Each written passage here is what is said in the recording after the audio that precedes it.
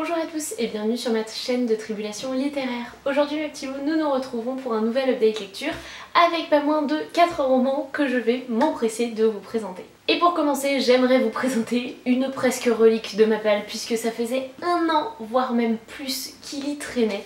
Il s'agit des Mystères de l'Arispem, le tome 2 de Lucie Pirapageau, publié chez Gallimard Jeunesse. Ce livre, autant vous dire que je ne comprends toujours pas pourquoi j'ai mis autant de temps à le lire puisque le tome 1 avait été un véritable coup de cœur.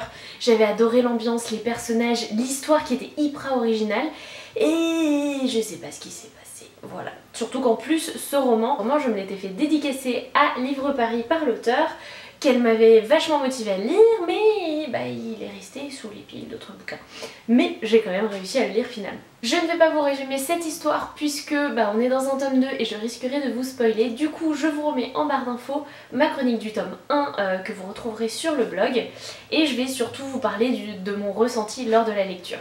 Honnêtement, je n'ai pas du tout été déçue par cette suite.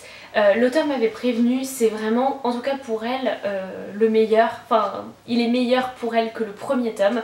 Il y a beaucoup plus d'action, les personnages s'approfondissent vraiment et on voit poindre pas mal de questions dans cet univers un petit peu étrange. Et voilà, tout ce qu'elle m'avait expliqué lors de cette dédicace s'est réalisé et j'ai absolument adoré. Comme elle l'a dit, les personnages prennent vraiment de l'ampleur et leur amitié prend également de l'ampleur.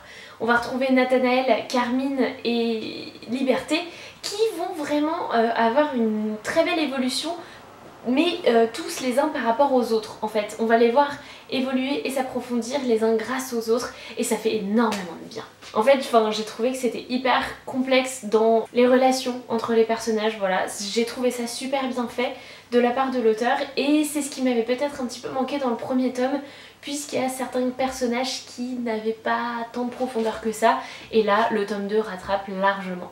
Côté de l'histoire, c'est la même chose, autant le premier tome était très introductif, explicatif, autant le tome 2 là, mais on fonce, il y a des surprises à tous les coins de page, c'est bouleversant à certains moments, il y a des décisions qui sont prises qui sont super dures et franchement j'ai trouvé que vraiment ce deuxième tome représentait à lui tout seul l'approfondissement de l'univers.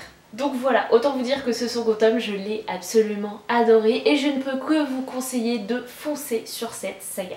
Et figurez-vous que j'ai tellement aimé le second tome que j'ai très vite foncé en librairie et que je me suis procuré le troisième qui est l'élixir ultime. C'est le dernier tome de cette saga et chose très rare, je l'ai acheté, 2 jours plus tard, je le commençais. Donc voilà, c'est pour vous dire à quel point le deuxième tome m'a vraiment plu et m'a vraiment donné envie de me replonger corps et âme dans cette histoire. Du coup, ce troisième tome est dans la lignée du second. Il y a tout autant d'action, les personnages... Voilà, je n'ai pas de mots pour ces personnages qui deviennent tellement dingues et j'ai eu tellement de mal à les quitter. Alors non, ce sera pas une saga méga coup de cœur de tous les temps, mais je me suis vraiment attachée à ces personnages et leur sort m'emportait vraiment. Et dans ce troisième tome, autant vous dire que franchement on n'est pas vraiment sûr de comment ils vont finir tous les trois. Donc voilà, c'est que du ressenti, je peux pas vous expliquer ce qui se passe parce que sinon déjà vous allez rien comprendre parce que l'univers est assez complexe. Et en plus de toute façon je vais vous spoiler donc on va éviter. Mais vraiment c'était une histoire qui était pleine d'action, qui pose des questions de politique, des questions sociologiques très intéressantes aussi. Et voilà, ces romans, cette histoire, c'est une série de petites facettes qui s'imbriquent hyper bien les unes avec les autres et qui forment un récit vraiment complexe pour du young adult, de la jeunesse. Je trouve ça génial qu'on puisse avoir des romans comme ça en fait. Donc voilà, j'ai trouvé vraiment cette histoire excellente et je ne peux que vous conseiller encore une fois de lire Les Mystères de l'Arispem. Vous ne serez pas déçus. Le troisième roman que je vous présente, je ne l'ai pas avec moi puisque je l'ai prêté à ma petite binomette, mais je vous le présente quand même, hein. Il s'agit de Long Way Down de... Je vous mets le nom de l'auteur en bas parce que booktubeuse en carton et que je m'en souviens pas du tout, qui est publié chez Milan. Long Way Down, c'est l'histoire du jeune Will qui a vu son frère se faire tuer dans la banlieue du quartier où il vit sous ses yeux. Et dans cette banlieue, les lois sont simples. Il ne faut pas pleurer, il ne faut pas moucharder et surtout il faut se venger. Et c'est ce que Will s'apprête à faire dans cette histoire. Il va monter dans un ascenseur et en fait tout le roman c'est le huis clos dans cet ascenseur de Will face à lui-même et à d'autres. Ça va être super court parce qu'en fait le roman est écrit en vers, donc se lit à une vitesse folle. On tourne les pages,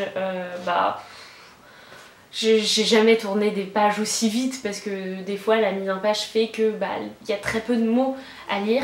Par contre les phrases sont hyper percutantes, l'histoire est très violente, ça choque, c'est une claque dans votre figure, ça fait bizarre un petit peu. Mais c'est excellent, c'est un roman coup de poing pour moi qui va rester très longtemps dans ma bibliothèque et que je conseillerais de ci de là parce que malgré le fait que ça se lise très vite, qu'il y a un petit peu de poésie, ça pose quand même de vraies questions de profondeur sur la violence dans les quartiers, les jeunes qui n'ont pas forcément des vies faciles. Bref, c'est très fort, j'ai absolument pas les bons mots pour vous parler de ce roman, mais je peux que vous conseiller de le lire. Après, âme sensible peut-être s'abstenir. Ceci dit, les vers et la poésie du roman fait que c'est un petit peu plus lisible, mais effectivement il y a des passages quand même très durs, il faut bien l'avouer. Mais en tous les cas, c'est vraiment un roman que je vous conseille et bon courage, franchement. En fait, je réalise maintenant que tous les bouquins que je vous présente dans cette update lecture, franchement, c'est des perles. Puisque le dernier est peut-être la plus belle d'entre elles, il s'agit de Le Soleil est pour toi de Jandy Nelson, publié chez Gallimard Jeunesse dans leur collection Pôle Fiction. Ah, ce livre. Mais comment vous résumer ce livre? En gros, on va retrouver deux jumeaux, ils sont frères et sœurs, et ils sont comme les doigts de la main, ils sont collés, ils se comprennent malgré leur caractère très différent. L'une est absolument solaire, elle est populaire, alors que l'autre est renfermée dans sa bulle, dans ses dessins, dans son art. Et en fait, ce livre, ça va être leur histoire, parce que au tout début on les découvre voilà très proches l'un de l'autre, et puis le chapitre suivant ils ne se parlent plus, ils ne se voient presque plus, ils ne partagent plus rien, et étrangement leurs caractères ont un petit peu évolué dans un sens inattendu. Ce roman, c'est une palette d'émotions absolument incroyable. J'ai tellement ressenti les choses que j'étais pas bien certains jours dans mon boulot, etc. Juste parce que dans l'histoire il s'était passé un truc pas possible qui me retournait complètement le cerveau. Il y avait des moments où j'étais juste heureuse parce que ce que les personnages vivaient était magnifique. Enfin vraiment, ça a honnêtement complètement influencé mon caractère et mes émotions pendant tout le temps de ma lecture en fait. Et un autre point que j'ai trouvé absolument génial, c'est que le jumeau qui s'appelle Noah fait du dessin et il aime ça, il veut en faire son métier plus tard. Et même si moi je me considère pas comme une artiste, j'aime le dessin et tout ce que l'auteur a fait passer à travers le personnage de Noah, les ressentis, les doutes, ce genre de choses, et je l'ai ressenti moi aussi il y a longtemps, et forcément ça m'a touchée d'autant plus. Honnêtement, c'est un roman qui va vous faire vivre des montagnes russes d'émotions. C'est beau, c'est fort, mais qu'est-ce que ça fait mal parfois, et pourtant qu'est-ce que ça fait du bien. Je trouve que ce roman, c'est comme Fangirl de Rainbow Rowell. Il m'a fait éprouver des choses avec une force incroyable. Et en fait, je dirais que tout le monde devrait le lire. C'est une espèce de bonbon parce qu'il fait du bien, mais à la fois, il vous cogne, il vous met des claques en pleine face. Enfin, c'est vraiment le genre de lecture mais qui ne peut pas laisser indifférent son lecteur. Je vous le recommande à 1100%. Lisez Le Soleil est pour toi. Franchement, ça va vous faire du bien. Alors des fois, pas trop, mais au final, vous allez ressortir de là, vous allez faire waouh. Je crois que c'est à peu près les mots que j'ai utilisés quand j'ai refermé le bouquin. Voilà mes petits loups, c'est tout pour cette vidéo, j'espère qu'elle vous aura plu, que je n'ai pas été trop longue ou trop rapide, je sais pas du tout combien de temps fait cette vidéo dans mes chroniques. N'hésitez pas en barre d'infos, je vous mets comme toujours mes chroniques, mes liens vers les chroniques sur le blog. Et sur ce, eh bien je n'ai plus qu'à vous souhaiter d'excellentes lectures et vous faire de gros bisous. Salut les petits loups!